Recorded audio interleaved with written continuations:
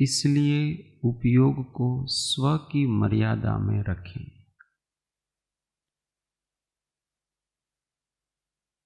दूसरों का विकल्प न करें।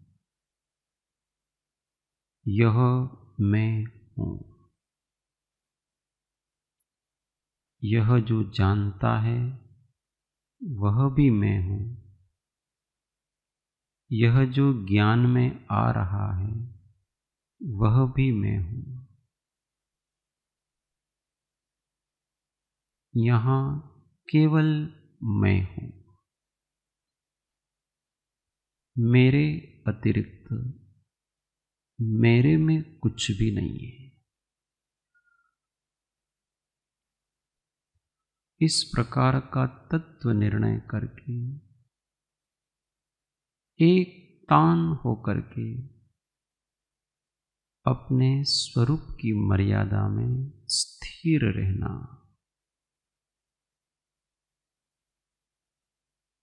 यही संयम है।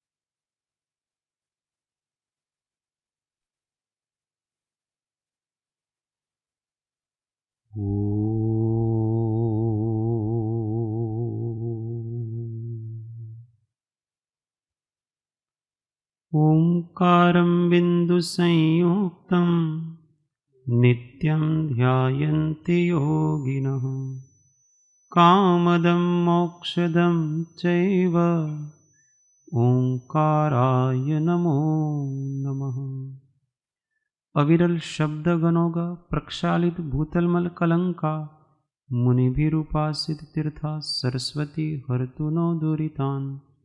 अज्ञानतिमिरान्धानां ज्ञानाञ्जनशलाकया चक्षुरुन्मीलितं येन तस्मै श्रीगुरुवे नमः। परात्परगुरुवे नमः। परम्पराचार्य गुरुवे नमः। परम गुरुवे नमः। साक्षात् प्रत्यक्ष सद्गुरुवे नमो नमः। सर्वकलुष विध्वंसकं श्रेयसां परिवर्धकं धर्मसम्बन्धं भव्यजय मनः प्रतिबोधकारकं पुण्यप्रकाशकं पापप्रणाशकम् इदं शास्त्रं श्री भावना द्वात्रिंशतिनामधेयम् अस्य मूलग्रन्थकर्तारः श्री सर्वज्ञदेवा तदुत्तरग्रन्थकर्तारः श्री गणधरदेवा प्रतिगणधरदेवास्तेषां वचनानुसारमासाद्य श्रीमद्भगवत् अमित गति आचार्य विरचितमिदं शास्त्रं श्रोतारः सावधानतया शृण्वन्तु। मंगलम भगवान वीरो मंगलम गौतमो गणी मंगलम कुंदकुंदार्यो जैन धर्मोस्तु मंगलम। सर्वमंगल्य मांगल्यम सर्वकल्याणकारकम प्रधानां सर्वधर्माणां जैनं जयतु शासनम जैनं जयतु शासनम। सत्त्वेषु मैत्री गुणेषु प्रमो तेषु जीवेषु कृपापरत्वं मध्यस्थभावं विपरीतवृत्तो सदा ममात्मा विदधातु देव सदा ममात्मा विदधातु देव। ओम जय जिनेन्द्र। उत्तम संयम धर्म।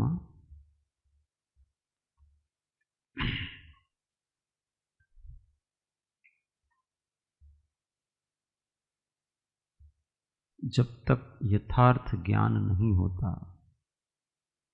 तब तक यथार्थ संयम नहीं हो सकता।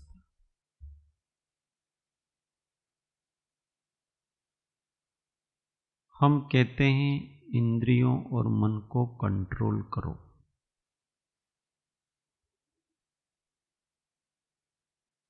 कंट्रोल करके क्या करेंगे? तो इंद्रियों को अपने विषयों से मुक्त कर दो।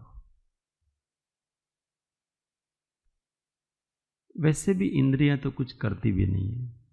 जो भी करता है वो कौन करता है? मन करता है। इंद्रियां विषयों में प्रवर्तन करती हैं, वो मन के प्रेरणा से करती है। इच्छा मन करता है, इंद्रियां तो बेचारी उसकी दासी है। मुख्य कंट्रोल मन का करना है। मन ज्ञान के बिना कभी कंट्रोल में आ नहीं सकता। वस्तु का पारमार्थिक स्वभाव जब तक हमारे ज्ञान में श्रद्धा में नहीं आएगा तब तक चित्त को शांति नहीं हो सकती। चित्त की शांति का मतलब होता है चित्त विकल्प रहित हो जाना। मुख्य वस्तु क्या है कि जीव को विकल्प पैदा क्यों होता है? जीव को विकल्प पैदा इसलिए होता है कि जीव का स्वभाव स्व पर प्रकाशक है। वो स्व को भी जानता है, पर को भी जानता है। अब जब वो पर को जानता है तो उसके उपयोग में जो जो ज्ञेय पदार्थ परिलक्षित होते हैं, ज्ञेय पदार्थ तो परिलक्षित होते नहीं है, उसके उपयोग में कौन आता है? तो उस ज्ञेय पदार्थ के निमित्त से उसका ज्ञान उस ज्ञेय के आकार रूप होता है। वो पदार्थ तो आएगा नहीं। मैं महेंद्र भाई को जानता हूं तो कोई महेंद्र भाई का जैसा बाह्य स्वरूप है उसका आकार मेरे ज्ञानोपयोग में आएगा। महेंद्र भाई तो आ नहीं रहे। अब जैसे ही मेरे ज्ञान में महेंद्र भाई का आकार आया, हम उपचार से ऐसा कह देते कि महेंद्र भाई आए। वास्तव में महेंद्र भाई नहीं आए। कौन आया? महेंद्र भाई के निमित्त से मेरा ज्ञान उस आकार रूप हुआ। अब मैं ऐसा समझता हूं कि महेंद्र भाई मेरे ज्ञान में आए, और जैसे ही महेंद्र भाई मेरे ज्ञान में आए ऐसा समझता हूं तो मैं ऐसा समझता हूं कि फिर ये पर द्रव्य मेरे ज्ञान में आया। और पर किसी को भी पसंद नहीं होता है। हमेशा पसंद व्यक्ति को स्व होता है, पर किसी को भी पसंद नहीं है। जैसे ही हम किसी को पर ऐसा कहेंगे तो पर में दो बातें होंगी। या तो पर के प्रति अनुराग होगा या पर के प्रति वैराग मतलब अरति मतलब द्वेष होगा। ये दो वस्तुएं होंगी। अनुराग होगा तो भी विकल्प कि ये मेरे ज्ञान में बना रहे, तो उसकी जद्दोजहद चलती है कि ये जाना नहीं चाहिए, इसका एहसास बना रहना चाहिए। और अगर वो जो पदार्थ ज्ञान में आया वो अगर अच्छा नहीं लगता है अपने को, तो हमको द्वेष पैदा होता है। तो आत्मा ऐसी जद्दोजहद में चली जाती है कि ये मेरे ज्ञान में बिल्कुल नहीं रहना चाहिए, ये मेरे उपयोग से जितना जल्दी हो जाना चाहिए। और इस बीच में आत्मा बेचारा आकुलित होता रहता है। उस आकुलता के मूल में ये अज्ञान है कि कोई पदार्थ मेरे ज्ञान में आया। यहां कोई पदार्थ आपके ज्ञान में नहीं आया, आपके ज्ञान में केवल आप है। और कोई भी अपने से दुखी नहीं है। दुखी किससे है? दूसरे से ही दुखी है। अपने से तो कोई अपने को कोई अपने घर से निकालेगा, अपने को कोई अपने घर से नहीं निकालेगा। और अपने को अपने घर में बने रहने का प्रयत्न भी नहीं करना है, तो उसमें न राग होगा ना द्वेष होगा।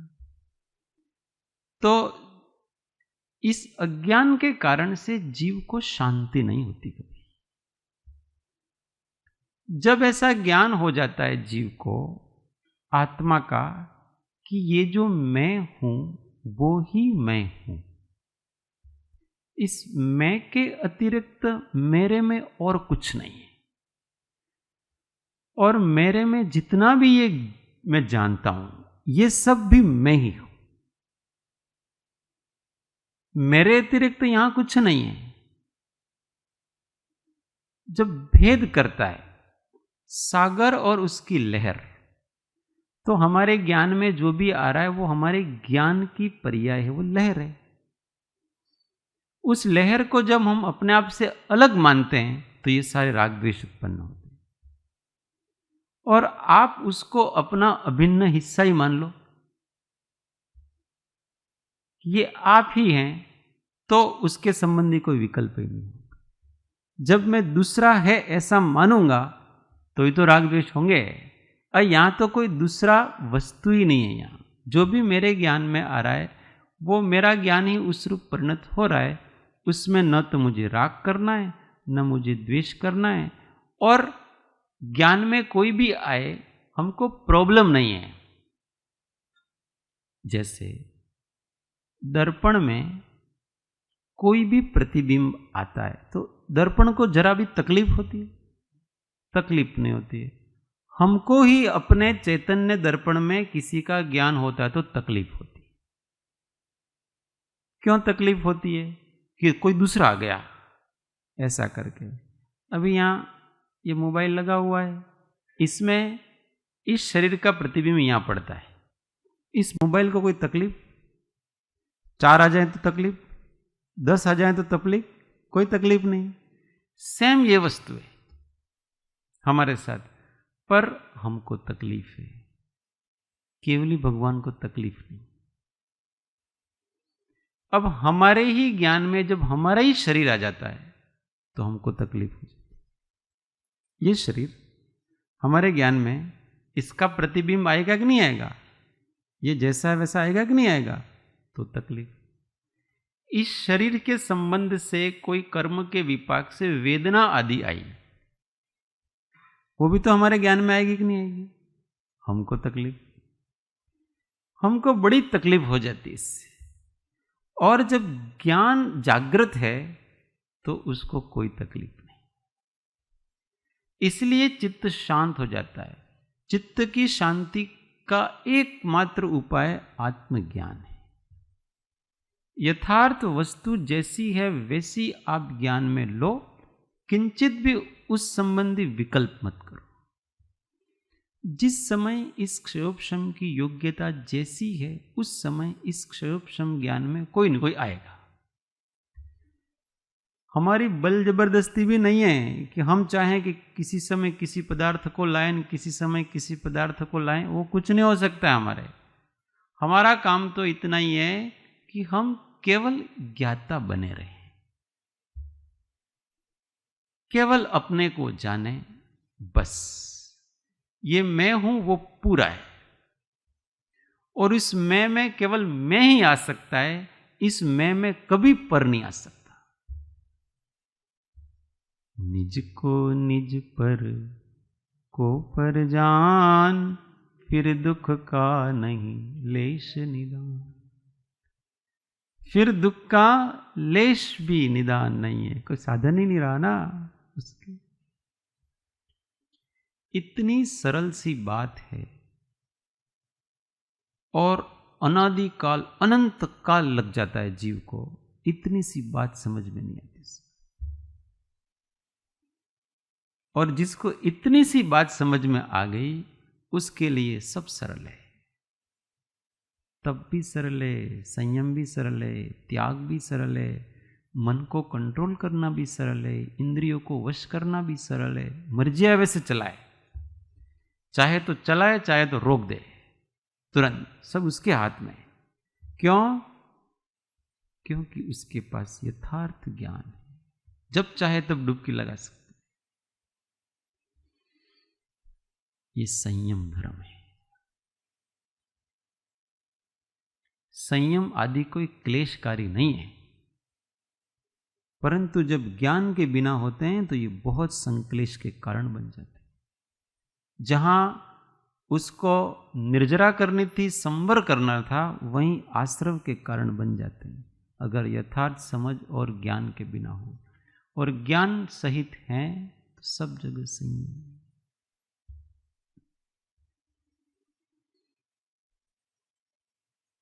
हमेशा अपने ज्ञान की दृष्टि रखें तो हमेशा ये चित्त शांत रहेगा, संयम पैदा ही नहीं होगा, असंयम पैदा ही नहीं होगा। असंयम आता का, असंयम उपयोग का है।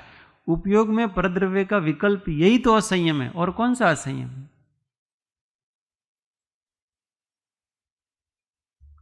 ऐसे पारमार्थिक संयम धर्म का पालन करें, उससे व्यवहार संयम धर्म का पालन भी अपने आप होगा।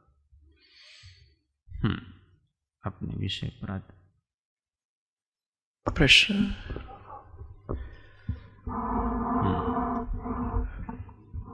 स्वपर प्रकाशक जो ज्ञान है, उसमें हम किस तरह से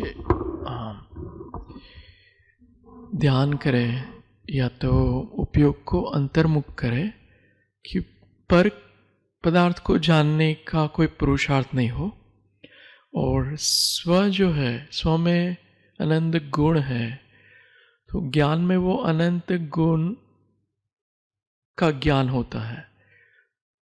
तो वो जो एक है, उसमें जो अनंत गुण है, उनका ही सहज स्व का ही ज्ञान होता रहे, ऐसी दृष्टि हमें बनानी है। जीव को तो ध्यान एक ही वस्तु पे करना है, उसका हमेशा रहने वाला पारिणामिक चैतन्य स्वभाव।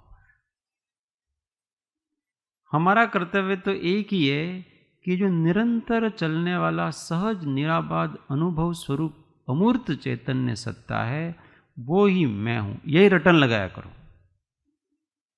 दिन भर यही रटन लगाया करो, और एक भी वचन आप नहीं विचारोगे, यही किया करो, तो इस काल में तो केवल ज्ञान होता नहीं है, पर अगर होता तो अंतर्मूर्त में हो जाता।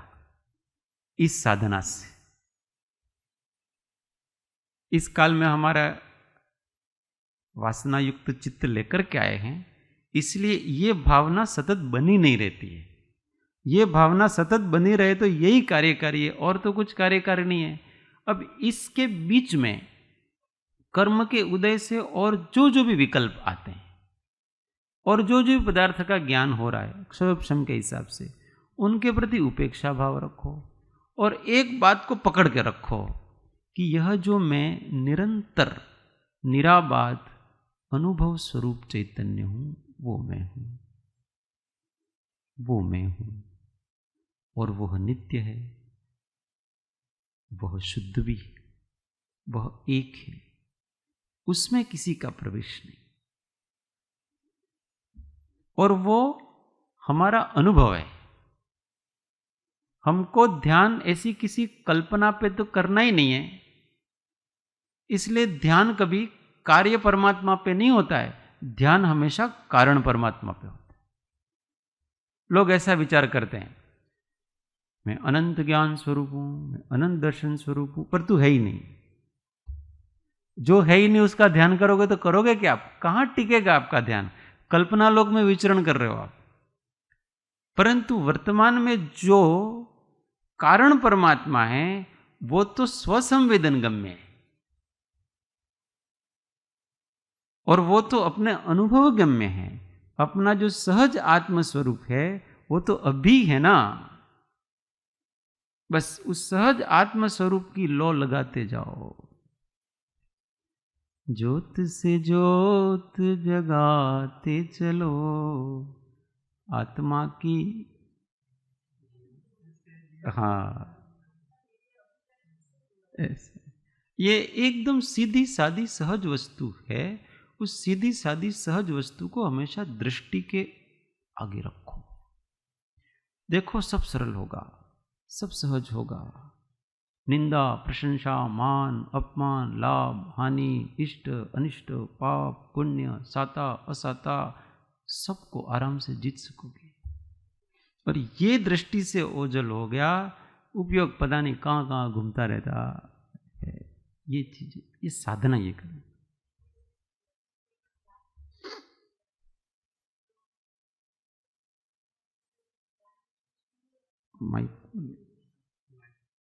हाँ, आपकी बात मैं समझ गया।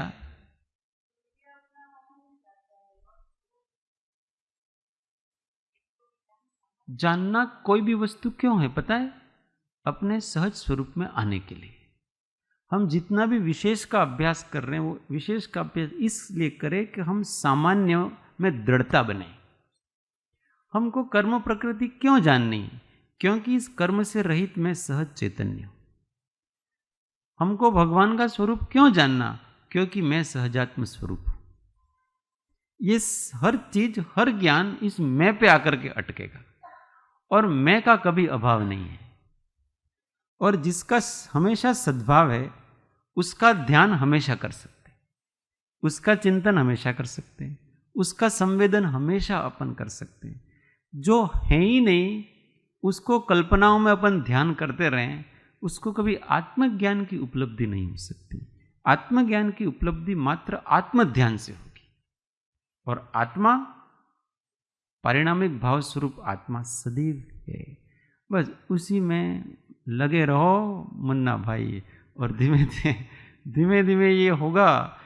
अपन एहसास करेंगे कि अब मेरे को दूसरे विचार आते ही नहीं, और थोड़ी देर में आता है, तुरंत यही विचार वापस आ जाता है, यही भावना वापस आ जाती है, और धीरे धीरे आत्मा को अपने स्वरूप में रहने की आदत पड़ जाती है। और बाकी तो गुणस्थान अनुसार बाकी जागृति अपने आप रहती है। ये गुणस्थान अनुसार भूमिका है कि बाकी के हम सोचते हैं कि हम ऐसी भावना नित्य किया करेंगे तो यार कहीं अपन बाहर में चुक जाएंगे, तो नहीं चुकेंगे। आपकी जितनी शुद्धि है गुणस्थान अनुसार उतनी जागृति आपकी बाहर भी रहेगी। कैसे रहेगी? अब भोजन करने बैठे, अब आपको वहाँ पूरी जागृति रहेगी। अंदर तो वही चल रहा है, और बाहर अच्छा ये वस्तु आई, ये मेरे शरीर के लिए अनुकूल नहीं है, अच्छा ये अवक्ष हो सकती है। ये इतनी मति ज्ञान का इतना विशुद्धि हो चुकी है कि आपके भीतर भी चल रहा है अनुसंधान, और बाहर भी आपकी जागृति सहज बन रही है। दो में अपने को कोई विभाग नहीं करना है कि जब बाहर की जागृति रखने जाएंगे तो हो सकता है अंदर कुछ हो जाएगा। ऐसा नहीं, अंदर बराबर चल रहा है, बाहर सब बराबर चलेगा। और सब अंदर गड़बड़ चल रहा है, बाहर सब गड़बड़ चलेगा। इसलिए अपने को एक काम करना है अंदर का। और शुरुआत की भूमिका में अंदर का जब हम करने जाएंगे तो ज़्यादा एफर्ट लगाना पड़ता है। जब ज़्यादा एफर्ट लगाना पड़ता है उस समय बाहर का बिगड़ेगा, क्योंकि अभी अपनी सहज प्रैक्टिस नहीं हुई है। उस समय अगर बाहर का बिगड़े, बिगड़ने दो, कुछ भूले, भूलने दो, कुछ चीज व्यवहार की याद नहीं रहे, मत रहने दो। किसी को थोड़ा खोटा भी लग सकता है, अरे यार ये बार बार ये तो इनको कुछ पता ही नहीं पड़ता है, वो ऐसी अवस्था आती है। और एक बार फिर स्थिरता आ जाती है, फिर बाहर का भी बराबर चल रहा है, अंदर का भी बराबर चल रहा है।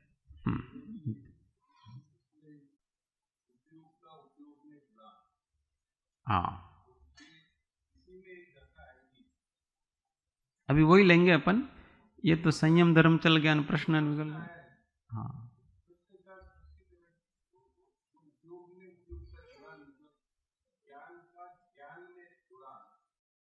ये होगा तभी आत्मा अनुभव हो सकता है। वही तो कह रहे हैं तो इधर से। नहीं तो नहीं सब जो उपयोग, जो एक समय का जो उपयोग है, वो तो चैतन्य, जो मैंने आपसे पहले भी बात करी थी, और जो द्रव्य सामान्य उपयोग है वो चेतना, तो उसका इसमें जुड़ान सीधी सी बात। हाँ, आपको 1000 नाम लो, जब तक इस भाव को नहीं पकड़ोगे तब तक कोई चैतन्य कौन, चेतना कौन, उपयोग कौन, ज्ञान कौन, ये सब केवल और केवल वितंडावाद है और कुछ नहीं है। आप उस भाव को पकड़ लो बस। आपको उसको जो नाम देना हो देना, हमको कोई प्रॉब्लम नहीं है, पर हम क्या कहना चाहते हैं उस भाव को पकड़ लिया जाए कि हम कहाँ अपने उपयोग को ठहराना चाहते हैं, क्या दृष्टि है, वो ज्ञानी कहाँ ठहराना चाहते हैं वो समझ लो। आप उसको अपने हिसाब से नाम दे दो। किसी को नामों में बड़ा इंटरेस्ट है, कैसे इंटरेस्ट है, किसी को सत्य कहो तो बड़ा इफेक्ट पड़ता है, किसी को चैतन्य कहो तो बड़ा इफेक्ट पड़ता है, किसी को शुद्ध कहो बड़ा इफेक्ट पड़ता है, किसी को उपयोग कहो तो वो अच्छा लगता है। ऐसे अलग अलग प्रकार के नामों में व्यक्ति उलझा हो। इन नामों में कुछ नहीं रखा है, आपको जो नाम लेना लो ने, पर यहाँ तो भाव को पकड़े कि काम करना क्या है, ये चेतना को कहाँ स्थिर करना। કૃપાળુદેવનું એક વાક્ય છે, હું દેહાદેહ સ્વરૂપ નથી, દેહ સ્ત્રી પુત્ર આદિ કોઈ પણ મારા નથી, શુદ્ધ ચૈતન્ય સ્વરૂપ અવિનાશી એવો આત્મા છું. તો એમણે સાધના બે પ્રકારે બતાવી, એક નાસ્તિની સાધના અને એક અસ્તિની સાધના. તો એ બંને સાથે જરૂરી છે કે શું? दोनों हमेशा साथ में ही होते हैं। अब ये तो सामान्य समझ की बात है कि जब आप अपने स्वरूप का अनुसंधान कर रहे हो तो अपने आप पर ही है ही। भगवान ऐसा थोड़ी है कि स्व को स्व जानते हैं, पर को पर जानते हैं, ऐसा वो तो औपचारिक कथन मात्र हैं। भगवान पर को जानते ही नहीं, वो तो केवल स्व को जान रहे हैं, इसलिए स्व के अतिरिक्त तो और जो भी है वो ऑटोमेटिक पर ही है, उसको कोई कहने की आवश्यकता नहीं है। ને પણ આપણે જે જૂના સંસ્કારો પડી ગયા છે એ મટાડવા માટે નાસ્તિની સાધના એમ. हाँ बराबर। पहले तो ऐसा होता है ना, साधक को जब तक वास्तविक स्वरूप का अभिज्ञान और संवेदन नहीं होता तब तक क्या करता है साधक कि नास्ति से आता है। अभी उसको अस्थि तो पता ही नहीं है, इसलिए ये मैं नहीं हूँ, ये मैं नहीं हूँ, ये मैं नहीं हूँ, ये मैं नहीं हूँ, ये मैं नहीं हूँ, ये मैं नहीं हूँ, ऐसा करते करते उसके प्रति राग द्वेष कम होते हैं, विकल्प कम होते हैं, दर्शन मोह का अनुभाग भी कम होता है, चारित्र मोह का अनुभाग भी उससे कम होता है, और फिर जो शेष बचता है वो मैं हूँ। आप नहीं करते जाओ, नेति नेति नेति नेति करते जाओ, वहां नेति करने वाला भी तो कोई है और उसकी नेति नहीं कर सकते आप। जो ऐसा कह रहा है कि मैं ये नहीं हूं, मैं ये नहीं हूं, मैं नहीं हूं, उसको आप ऐसा नहीं कह सकते, वो नहीं है। नहीं हूं कहने वाला नहीं हूं जानने वाला है, और वो जो है उसी का संवेदन होगा। संवेदन तो केवल आत्मा का होगा। आप भगवान का भी चिंतन कर लो तो भी संवेदन किसका होगा? आत्मा का ही होगा। और बस वो तो निमित्त है, भगवान के गुण स्तवन चिंतन, ये तो राग द्वेष और विकल्प कम करने के लिए हम अलग अलग प्रकार के निमित्त लेते हैं। परंतु राग द्वेष कम हुए और विकल्प कम हुआ तो संवेदन किसका होगा? संवेदन तो आत्मा का ही होगा। इसलिए કૃપાળુદેવ कहते हैं ने, तो गमे ते वाटेथी अमने कई वांधो नहीं, पण जे वाटेथी राग द्वेषथी रहित थवातो होय ते तो कर। हमारा काम तो ये है, चिंतन कुछ भी करो पर उससे हमारे राग द्वेष और विकल्प कम होने चाहिए। राग द्वेष कम हुए तो विकल्प अपने आप कम हुए, इसलिए अलग अलग विधियां हैं, परंतु निश्चय एक है। विधियां अलग अलग हैं, पर एक बार पहले वास्तविक वस्तु का निश्चय होना जाना है कि मैं ये हूं, बस। इसके बाद जो संस्कार वश उदय आते हैं तो उनसे बचने के लिए उस ज्ञान को लगाते रहो आप, और चित्त को कंट्रोल करते रहो, इंद्रियों को कंट्रोल करते। कंट्रोल क्या करना, आत्मभावना होगी तो अपने आप सब कंट्रोल हो जाएंगे। अभी अपन स्वाध्याय कर रहे हैं, क्या कोई भी इंद्रिय का विषय की भावना जाती है? नहीं जाती। अन्य को भी मानसिक विकल्प नहीं आता है। पॉजिटिव साधना करने से निषेधात्मक वस्तु तो अपने आप हो जाती है। जब हम आत्मानुसंधान में रहेंगे तो कैसे इंद्रियों के विषय आएंगे? कुछ भी नहीं आएगा। काम एक आत्मार्थनो बीजो नहीं। हाँ,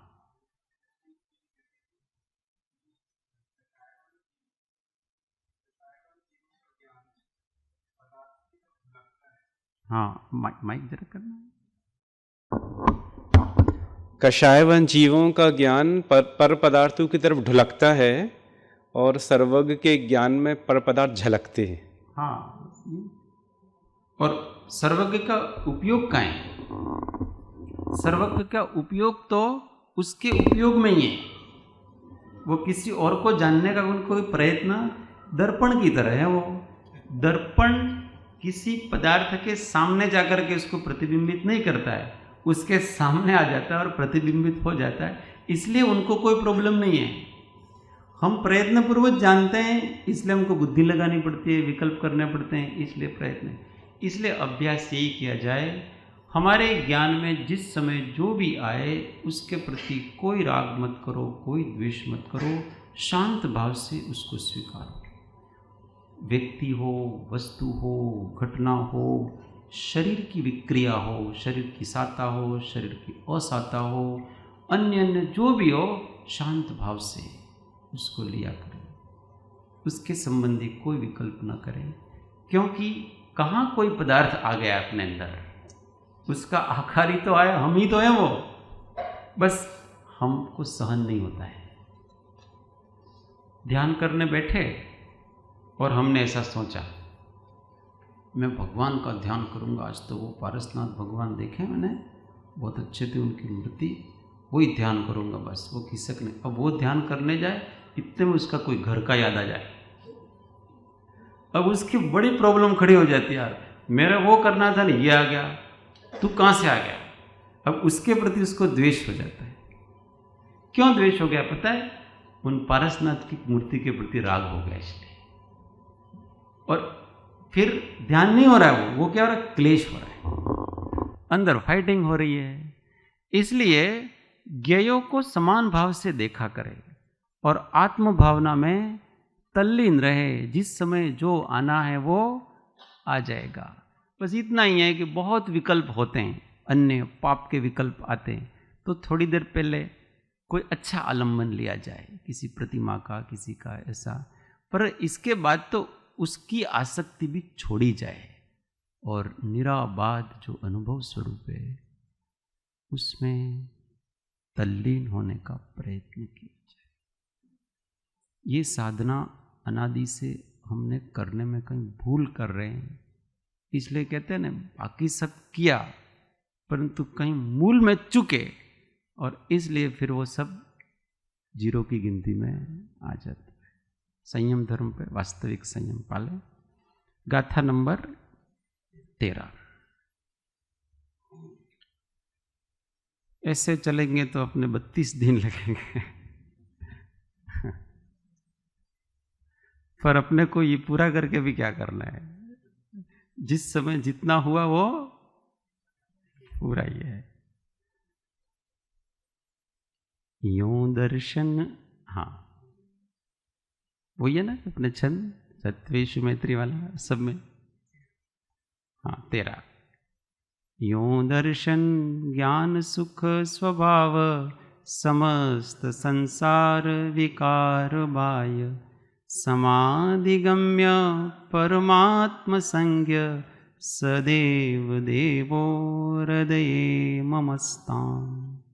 यो दर्शन ज्ञान सुख स्वभाव समस्त संसार विकार बाह्य समाधिगम्य परमात्मसंज्ञ सदेव देवो हृदये ममस्ताम्। गुजराती। જેનું સ્વરૂપ સમજાય છે સદજ્ઞાન દર્શન યોગ ભંડાર છે આનંદના જે અચળ છે વિકાર પરમાત્મની સંજ્ઞા થકી ઓળખાય જે શુભ ધ્યાનમાં તે દેવના પણ દેવવાલા સિદ્ધ વસજો हृदयમાં। वास्तव में देखा जाए तो जो अनुवाद है ना, ये गाथा से भी अच्छा भाव आई है गुजराती में जो अनुवाद है ना, परंतु अपने को अभी पहली बार शास्त्र में जो गाथा है उसी के अनुसार अपने को लेना है। एक बार फिर से इसका व्याख्यान करेंगे तो ये गुजराती अनुवाद वाला बहुत सुंदर उन्होंने उसमें भाव भरा है। जैसे समयसार है तो समयसार से अधिक समयसार की जो टीका है ना वो आनंददायी है, उसमें जो अलग अलग प्रकार के भाव हैं। तो आगे कहते हैं जो अनंत दर्शन अनंत ज्ञान और अनंत सुख स्वभावी है, संपूर्ण संसार के विकारों से बहिर्भूत हैं, योगियों के ध्यान में ही जाने जाते हैं और परमात्मा इस नाम को प्राप्त हैं, वे देवादिदेव मेरे हृदय में निवास करें। भगवान को कह रहा है, सिद्ध भगवान की स्तुति कर रहे हैं तो उनका स्वरूप बता रहे हैं। देखो यहाँ दोनों प्रकार के सिद्ध समझना, एक कार्य सिद्ध है और एक कारण सिद्ध है। हमेशा दोनों में कहीं भी हो न, दोनों चीजें लेना। कारण सिद्ध तो हमें और कार्य सिद्ध वो सिद्ध परमात्मा है। अभी इसकी बात करेंगे। परमात्मा ऐसा नाम लें तो अपने को अपना सहजात्म स्वरूप याद आना चाहिए। वो कार्य परमात्मा तो है ही, उन कार्य परमात्मा से हमारा कोई कार्य नहीं होने वाला है, ये भी ध्यान रखना हमेशा। अपने कारण परमात्मा से ही हमारा परमात्मा कार्य रूप होने वाला है। उसी का ध्यान, उसी का चिंतन, ये जो कार्य परमात्मा वो सिद्ध कर रहे हैं, उससे हमको क्या प्रेरणा मिलती है? मैं ऐसा बन सकता हूं। इनसे हम क्या सीख रहे हैं कि मैं ऐसा दीनहीन नहीं हूं, मैं कैसा हूं? ऐसा हूं। मेरी वास्तविक वैभव मेरा ये है। वो इन्होंने सिद्ध करके बताया। एक आत्मा इस प्रकार से करके बता सकता है, इसका मतलब मैं भी कर सकता हूं, क्योंकि मेरे अंदर शक्ति है। बस जिस तरीके से उन्होंने उस शक्ति को अभिव्यक्त किया, वो तरीका मैं भी अपनाऊं तो मैं भी हो सकता हूं। तो जो अनंत दर्शन, अनंत शब्द अंतहीन के अर्थ में है, और दर्शन का मतलब वस्तु का जो सत्ता है, बिना विकल्प के जो सत्ता सामान्य का प्रतिभास है, उसको दर्शन कहते हैं। ये दर्शन वास्तव में केवली गम्य है। छद्मस्तों को हमको एक समयवर्ती होता है, इसलिए पता पड़ता नहीं है, परंतु वो अनंत दर्शन है। हमारे भी अनंत दर्शन है। क्यों? प्रति समय इस दर्शन का कोई अंत नहीं हो रहा है। भगवान को लोकालोक का दर्शन है, हमको अपने क्षयोपशम के अनुसार दर्शन है, पर हमारे दर्शन का भी अंत नहीं है। प्रति समय ये आत्मा किसी न किसी की सत्ता का प्रतिभास करता ही है। वो क्षयोपशम के अनुसार अल्प है, उनका परिपूर्ण है। अल्पज्ञता और सर्वज्ञता इतना ही अंतर है, बाकी उसकी वस्तुता में तो कोई अंतर नहीं है। हम हमेशा दर्शन रूप हैं। दर्शन ज्ञान सामान्य। इसलिए अमृत चंद्र महाराज जब समय सार की टीका चालू करते हैं ना, तो अपना परिचय देते हैं। परिचय देने का तरीका जोरदार है। उस परिचय को पढ़ करके ही मुझे इतना उल्लास आ गया था। मुझे मैं पहली बार पढ़ा था ना, उन्होंने कि अभी मैं तो अहम एश्य दर्शन ज्ञान सामान्य, ऐसा करके उन्होंने अपना परिचय कि मैं जो यह दर्शन ज्ञान सामान्य हूँ। अब ये सारी टीका अब लिखी जाएगी। पहले तो मैं अपने आप को बताऊं कि मैं कौन हूँ, और फिर लास्ट में उन्होंने कह दिया कि ये जो भी लिखा गया है ना, ये अक्षरों से शब्द बने और शब्द से वाक्य बने और वाक्य से ये शास्त्र बना। इसमें इस अमृत चंद्र सूर्य का कोई कर्तव्य नहीं है। मैं तो सबसे पहले आपको बता चुका हूँ कि मैं कौन हूँ। इसलिए कोई ये न समझें कि ये अमृत चंद्र ने कहा है, ऐसा कोई गलती से समझे नहीं। मैं पहले से ही कह देता हूँ आपको। ये ज्ञानियों की विशेषता होती है। समय सार को लिखने वाला और टीका करने वाला भी ऐसे ही। तो जो अनंत दर्शन अनंत ज्ञान सहित हैं, पर्यायार्थिक दृष्टि से देखो तो अनंत ज्ञान का मतलब लोकालोक के जितने भी पदार्थ हैं, उन समस्त पदार्थों के अंत को पा चुका है। पदार्थ के अंत को पा चुके का मतलब क्या होता है कि सभी पदार्थों को जिन्होंने जान लिया। अंत को पाने का मतलब भी ये है। तो अनंत ज्ञान है। हम छद्मस्त जीवों ने पदार्थ के अंत को नहीं पाया है। हमारे पास भी ज्ञान है, ज्ञान गुण तो है, परंतु हम जितनी पर्याय हैं उन पर्यायों को नहीं जान सकते। भूतकालीन अनंत पर्याय हैं, भावी कालीन अनंत पर्याय हैं। भगवान ने क्या किया है? भगवान ने सब द्रव्यों की सब पर्यायों के अंत को पा चुके, मतलब उनका ज्ञान हो चुका है। बताओ, फिर किसी ने ऐसा प्रश्न किया? अभी आप कहते हो कि उन्होंने सब कुछ जान लिया है, इसका मतलब उन्होंने सारी पर्याय जानते हैं। इसका मतलब अंत आया कि नहीं आया?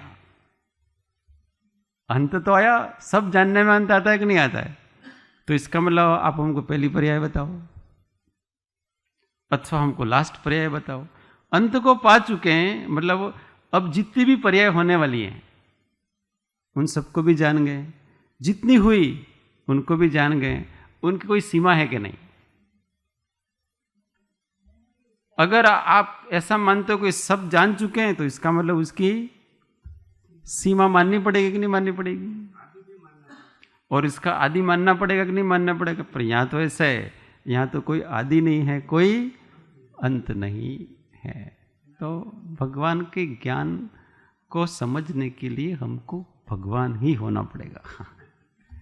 इसके अतिरिक्त हम इस वस्तु का निर्णय नहीं कर सकते कि वो अनंत को कैसे जानते होंगे। और फिर ये भी कहते हैं कि पूरा जानते हैं। पूरा जानते हैं तो वहीं आपकी सीमा आ गई कि आपने सब कुछ जान लिया।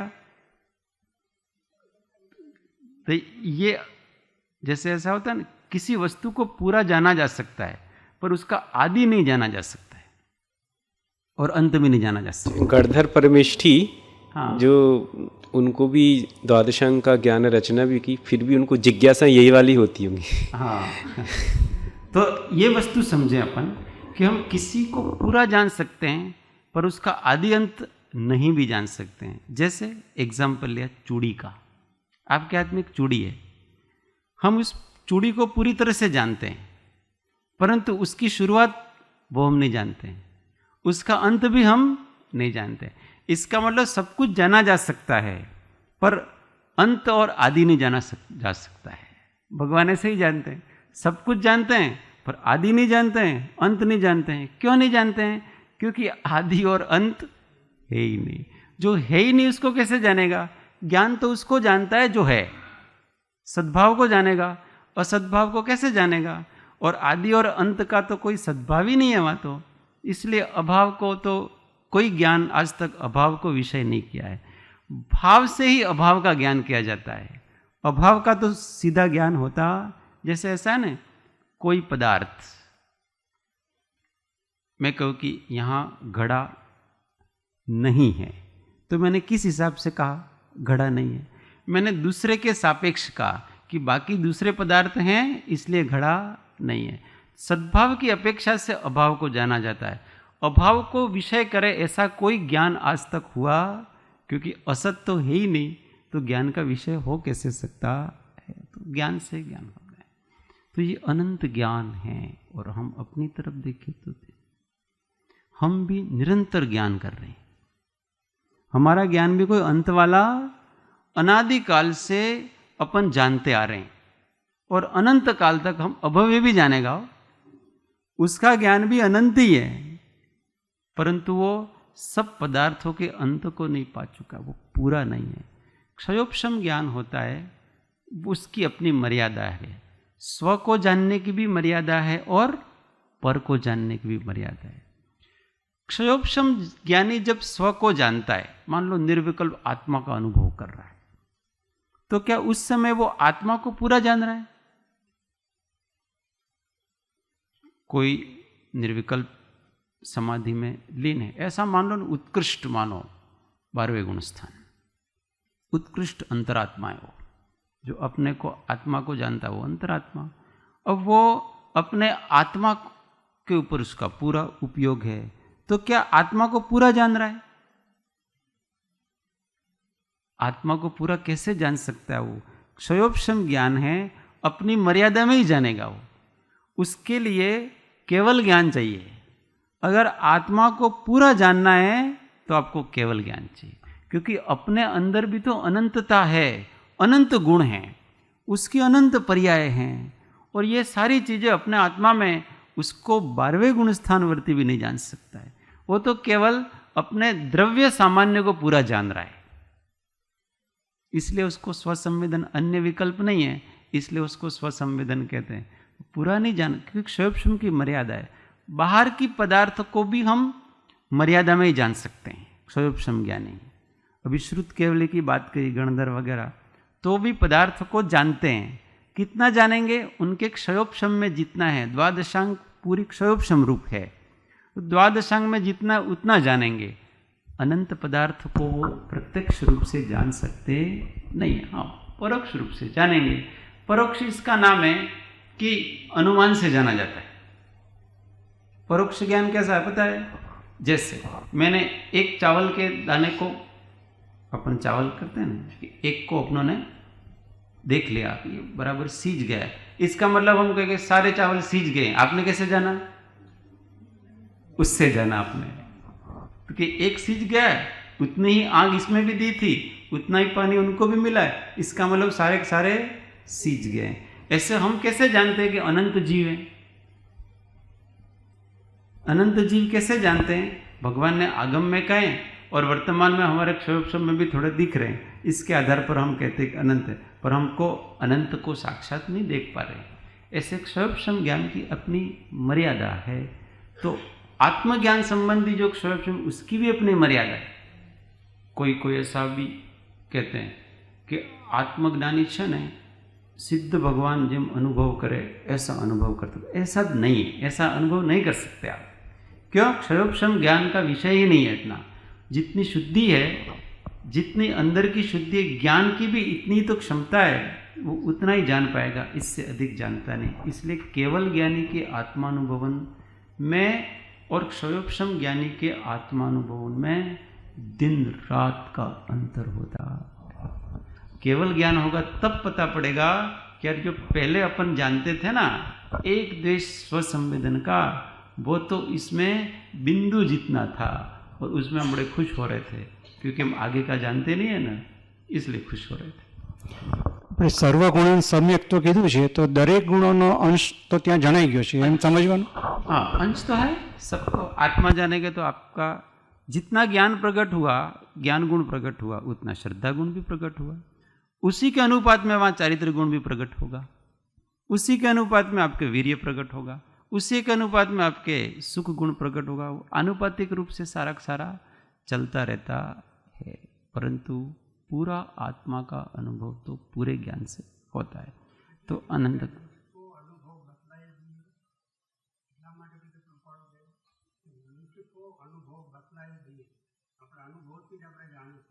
हाँ वो तो अपने हाँ कृष्ण। निमित्त रूप से ये जो इतनी रोचक चर्चा चल रही है, इसमें निमित्त रूप से केवल ज्ञानावणी कर्म है, इसलिए ये सब हम नहीं जान पा रहे। लेकिन साधना की अपेक्षा देखें तो हम इतना पुरुषार्थ नहीं कर रहे स्वरूप जागृति में रहने का। जो आपने बताया चेतना चेतना चेतना ही में हूँ, उसमें ही रहो, वो हम नहीं कर रहे, इसलिए केवल ज्ञान नहीं हो रहा है। बाहर उपयोग भटकाते हैं इधर उधर, उस स्वरूप में नहीं रहे। वो हमारी कमजोरी है, और या हमारा प्रमाद कहो, या वो हमारा ही दोष है। वो हमारा दोष है। कर्म भी कोई कुछ नहीं करता है। कर्म बेचारा भूतगल है, उसको तो ये भी पता नहीं है कि मेरे को इसको ये करना है वो करना है। हम ही प्रमादी बन जाते हैं। अगर कर्म के कारण से ऐसा ऐसा कहेंगे तो कोई सिद्ध ही नहीं हो पाएगा। इन्हीं कर्मों के उदय में लोगों ने अपनी आत्म साधना स्वरूप का अन्वेषण करके उन कर्मों पर विजय प्राप्त की है। केवल ज्ञान नहीं हो रहा है तो उस समय की उसकी योग्यता नहीं है। जैसे उसकी योग्यता बन जाएगी, केवल ज्ञानावरण तो अपना आप हट जाएगा। सब चीज में मुख्य तो उपादान ही होता है, परंतु उस उपादान तथारूप प्रकट नहीं होता है, तो बाहर में निमित्त के ऊपर आरोप होता है कि इसके कारण ऐसा हो रहा है, परंतु वास्तव में हमारे कारण तो हम ही हैं। हमारा अपराध, हमारा प्रमाद। इसलिए पुरुषार्थ की मुख्यता की। हर समय अपन स्वतंत्र हैं। हर कर्म के उदय में, हर एक परिस्थिति में हम स्वतंत्र हैं कि हम इससे बंधें कि नहीं बंधें। हम वीतराग रहें कि हम इसमें राग द्वेष कर ले। इसके लिए हर समय अपन स्वतंत्र हैं। कोई समय ऐसा नहीं था। ऐसी शक्ति आत्मा में हमेशा से मौजूद है, परंतु उस शक्ति का उपयोग जब कर्म का आवेग तीव्र होता है, उस समय हम भूल जाते हैं, उस शक्ति का उपयोग नहीं कर पाते हैं। और जैसे ही वो मंद पड़ते हैं तो हमको याद आता है, अरे आप समता, तब अपन समता में रह सकते हैं।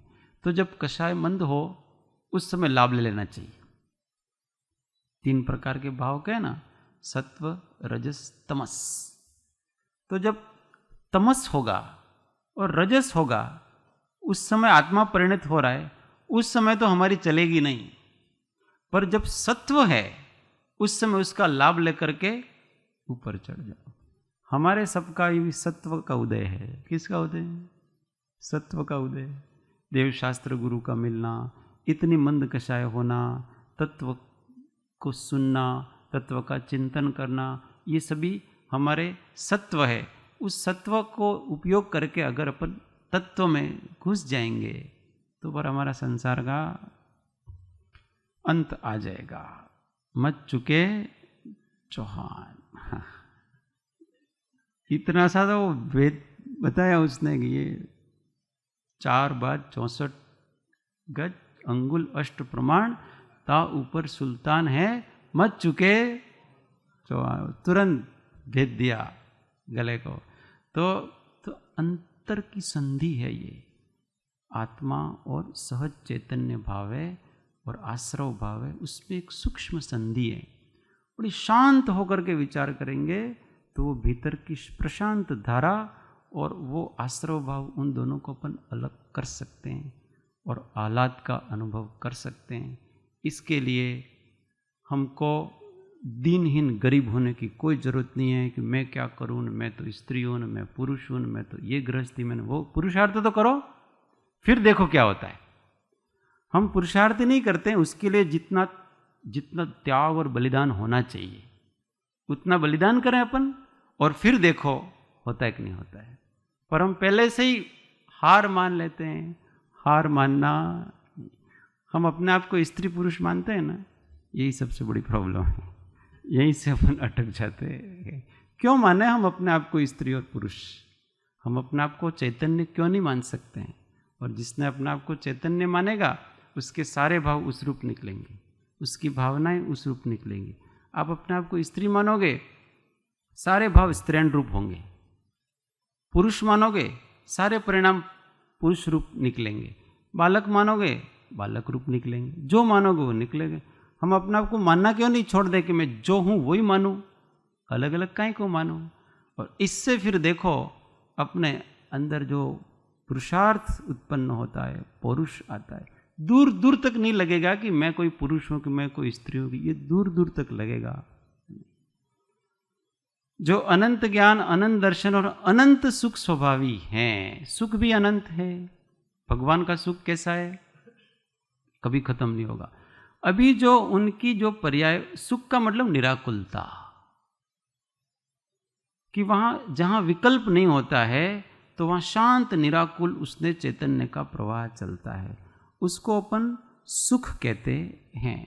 तो उनको विकल्प का कोई कारण नहीं है, कर्म नहीं है, राग द्वेष नहीं है, इसलिए अनंत मतलब अंतहीन है। और छद्मस्त जीवों के खंड खंड में हमारे पास भी सुख है, सुख के बिना तो कोई प्राणी नहीं है।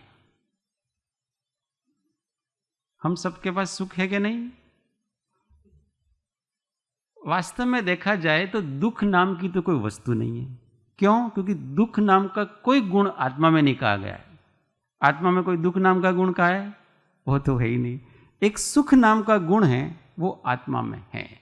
अभी केवली के एक शायिक सुख है, और जितने भी संसारी जीव हैं उन सब के अब ये सुख ही दो प्रकार का है। एक क्षयोपशमिक सुख है जो आंशिक स्वभाव रूप है, और एक औदयिक सुख है जो विभाव रूप है। पर आप उसको भी दुख नहीं कह सकते सर्वथा।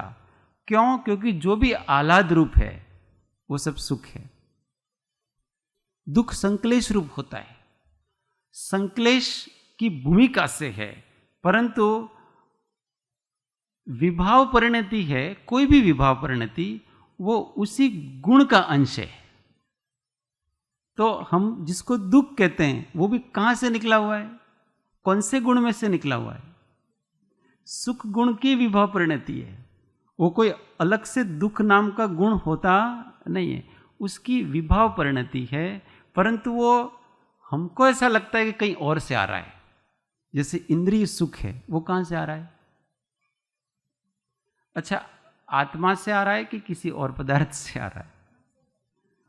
इंद्रिय सुख भी आत्मा से ही आ रहा है, बस वो इंद्रियों के निमित्त से आ रहा है, परंतु उसका स्रोत तो आत्मा ही है ना। और वो इंद्रिय सुख आता कैसे? वो सुख इसलिए है कि सुखी हम तब होते हैं जब कोई इच्छा होती है अपने। जैसे इच्छा हुई तो हम दुखी हो जाएंगे। और सुख कब होगा? जब उस इच्छा की पूर्ति होगी। जैसे ही इच्छा की पूर्ति होगी तो इच्छा उपशांत होगी, इसलिए वो सुख आ रहा है। और आत्मा में इच्छा ही नहीं रहे, सतत सुख रहे, इसलिए कहीं भी इच्छा से सुख नहीं हो रहा है। लोग यूं समझते हैं कि मैं विषय सेवन करूं इससे मेरे को सुख हो रहा है। इच्छा आ रही, इससे इच्छा से सुख नहीं आ रहा है। सुख कहां से आ रहा है? इच्छा की पूरी होती है तब जाकर के सुख आ रहा है। और वो तो आत्मा का ही है ना, केवली भगवान के बिना इच्छा के हैं, इसलिए उनके हमेशा सुख हैं। और हम क्या करते हैं? सुखी होने के लिए पहले इच्छा करते हैं। पहले इच्छा करनी पड़ेगी आपको, मेरे को एक बहुत बड़ा घर बनाना है, ये करना है, वो करना है, ऐसी इच्छा करी और जैसा चाहता वैसा हो गया, तो वो व्यक्ति क्या हो गया? सुखी हो गया। अब ऐसा सुखी होने के लिए सबसे पहले दुखी होना पड़ता है, क्योंकि इसके लिए इच्छा करनी पड़ेगी, फिर उस इच्छा की पूर्ति होगी और फिर आप सुखी होंगे। और इसके पहले वो इच्छा से सुख तो मिला नहीं, इतने में एक दूसरी इच्छा और जाग जाती है, फिर वो दुखी कराती है। इसलिए ऐसा सुख कार्यकारी नहीं है। हमको तो ऐसा सुख चाहिए जो अंतहीन हो, जो नैमित्तिक न हो, अनैमित्तिक हो। तो ये भगवान को प्रार्थना करते हैं कि भगवान आपने ऐसे अनंत ज्ञान, अनंत दर्शन, अनंत सुख संपन्न हो, मेरे अंदर भी ये शक्ति है, तो ये शक्ति आपकी भक्ति से, आपके प्रसाद से प्रकट हो, ऐसी भावना।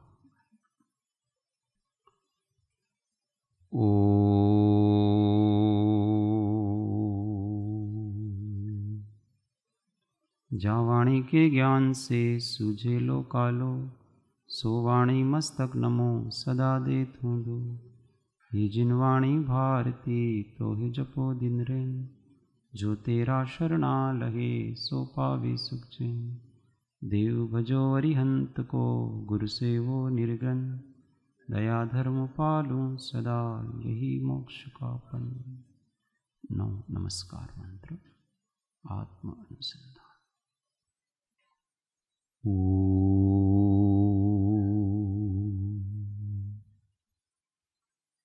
जय सद्गुरु।